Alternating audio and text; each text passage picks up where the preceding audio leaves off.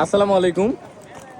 আমরা এখন আছি বরিশালে। তো বরিশালের লঞ্চে ওইটা দিব একটা ট্যুর, যে গানটা বলবো সেই রকম লঞ্চ এখানে আসলে নাই।